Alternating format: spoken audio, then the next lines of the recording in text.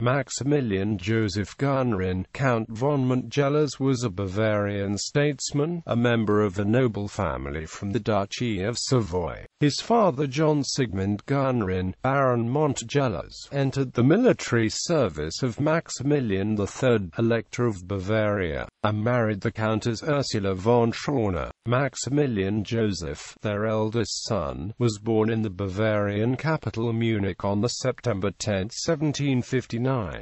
Early life. Montgelas was educated successively at Nancy, Strasbourg, and Ingolstadt. Being a Savoyard on his father's side, he naturally felt the French influence, which was then strong in Germany, with peculiar force. To the end of his life he spoke and wrote French more correctly and with more ease than German. Nevertheless, the Munich-born Montgelas always wanted to be addressed as a Bavarian by nationality. In 1779 he entered the public service in the department of the censorship of books. The Elector Charles Theodore, who had at first favored him, became offended on discovering that Montgelas was associated with the Illuminati, a secret society in Bavaria that held the most anti-clerical propositions of the Enlightenment. Montgelas therefore went to Zweibrücken, where he was helped by his brother Illuminati to find employment at the court of the Duke, the head of a branch of the Wittelsbach family. For this refuge also he was driven by orthodox enemies of the Illuminati. The brother of the Duke of Zweibrücken, Maximilian Josef, took Montgelas into his service as a private secretary. When his employer succeeded to the duchy, Montgelas was named a minister, and in that capacity he attended the Second Congress of Rastatt in 1798, where the reconstruction of Germany, which was the consequence of the French Revolution, was in full swing. Minister in Bavaria. In 1799, the Duke of Zweibrücken succeeded to the throne of the Electorate of Bavaria, and he kept Montgelas as his most trusted advisor. Montgelas was the inspirer and director of the policy by which in 1806 the electorate was turned into a kingdom and was also greatly increased in size by the annexation of church lands, free towns, and small lordships, such as Wallenstein, as this end was achieved by undeviating servility to Napoleon, and by the most cynical disregard of the rights of Bavaria's German-speaking neighbors. Montgelas became the type of an unpatriotic politician in the eyes of all Germans who revolted against the supremacy of France. From his own conduct and his written defense of his policy, it is clear that such sentiments as theirs appeared to Montgelas to be merely childish. He was a thorough politician of the 18th century type, who saw and attempted to see nothing except that Bavaria had always been threatened by the House of Habsburg, had been supported by Prussia for purely selfish reasons, and could look for useful support against these two only from France, which had selfish reasons of her own for wishing to counterbalance the power both of Austria and Prussia in Germany. As late as 1813, when Napoleon's power was visibly breaking down, and Montgelas knew the internal weakness of his empire well from visits to Paris, he still continued to maintain that France was necessary to Bavaria. The decision of the king to turn against Napoleon in 1814 was taken under the influence of his son and of Marshal Reed rather than of Montgelas, although the minister would not have been influenced by any feeling of sentimentality to adhere to an ally who had ceased to be useful. In internal affairs, Montgelas carried out a policy of secularization and of administrative centralization by determined means,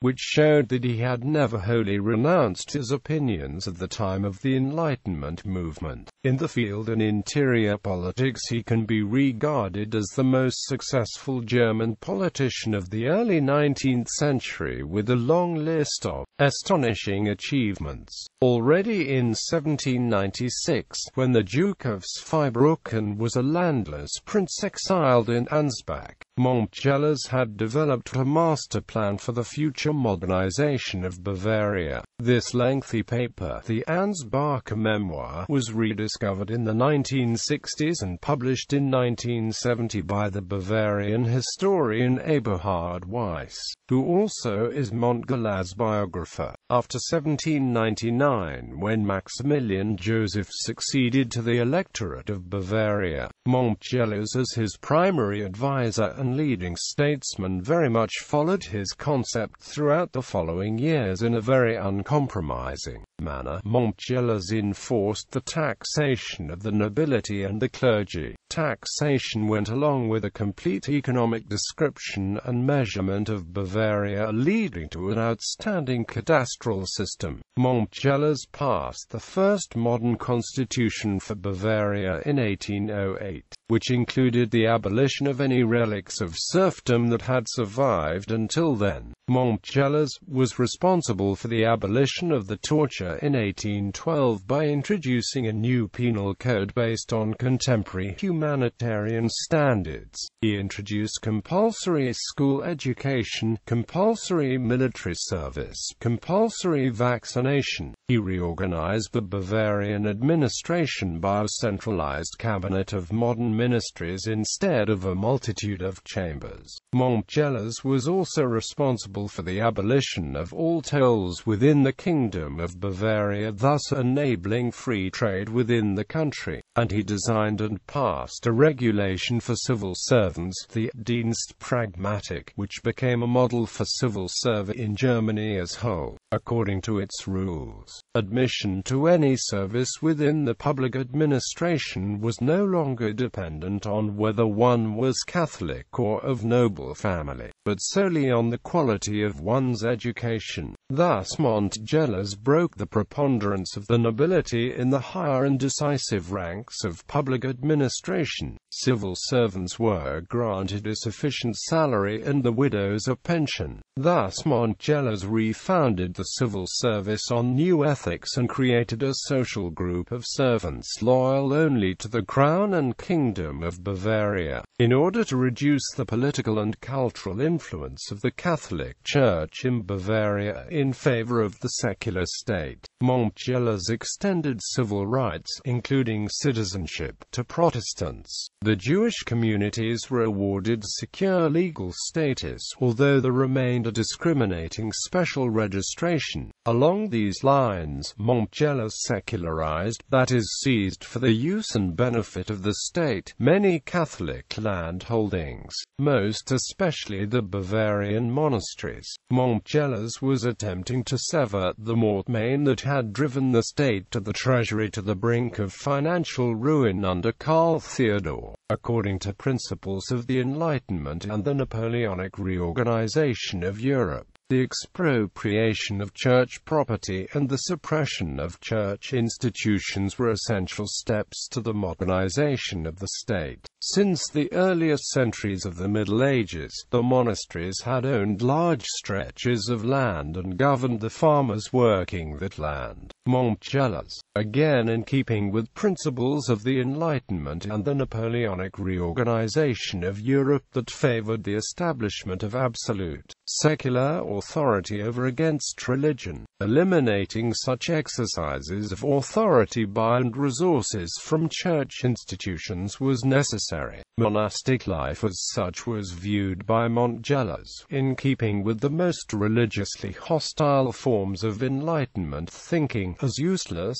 at best, and as a breeding ground of superstition. In Montgelas's eyes, any form of parliamentary representation was as dangerous to the modern state as was the church. Even the powerless and highly plutocratic parliament introduced by the Constitution of 1808 practically never came into being. Montgelas himself declared that the repeated wars prevented any convocation of the parliament. In fact, he preferred his status as a benevolent dictator and successfully evaded any control by any form of parliament. Only after Montgelas' dismissal in 1817, the Second Bavarian Constitution of 1818 introduced a real bicameral parliament. His enemies persuaded the king to dismiss him in 1817. 1817, and he spent the remainder of his life as a member of the Bavarian House of Lords till his death in 1838.